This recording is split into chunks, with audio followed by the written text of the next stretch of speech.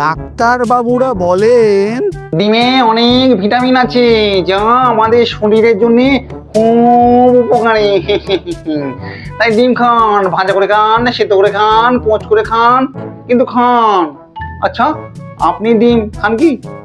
কিন্তু এটা কলিযুগ, এখানে ডিম তো শুধু খেলেই হবে না না।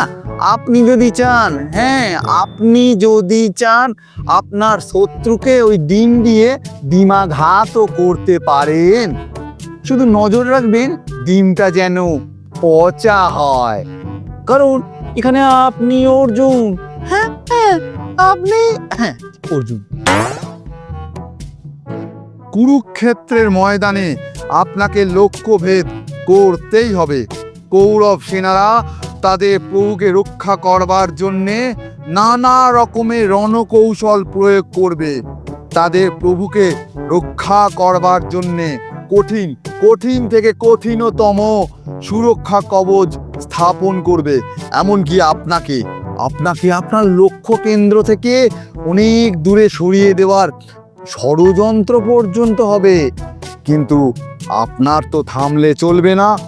আপনাকে সূর্যাস্তের আগেই আপনার ডিমাস্ত্র প্রয়োগ করে আপনাকে জয়দ্রথকে ডিমাঘাত করতেই হবে। প্রয়োজনে গুরু দ্রোণের কাছে যুদ্ধে যাবার আগে অনুশীলনও নিতে পারেন ওনার গুরুকুলে গিয়ে। ও, একটা অ্যাডভান্টেজ। এই বারে বারে যদি এসব ডিম ফিম যদি একটু ছোঁড়াছুড়ি করেন না, এতে কিন্তু আপনার কবজির ব্যায়াম হবে। এটা একটা হেভি বড় অ্যাডভান্টেজ।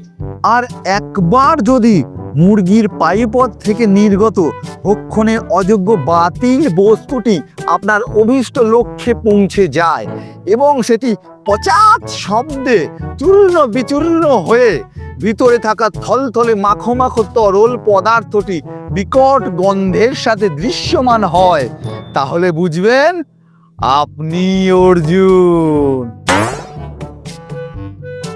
বাস এটুকু, আর কিছু বলবার নেই। এবার তাহলে আসি, নমস্কার।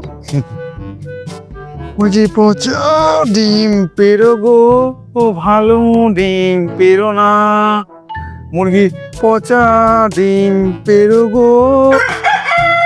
এই মুরগি ডিম পেরেছি, দেখ দেখ ডিম পেরেছি। আরে জলের বালতিটা নিয়ে দেন তো, একবারে পচা নাকি।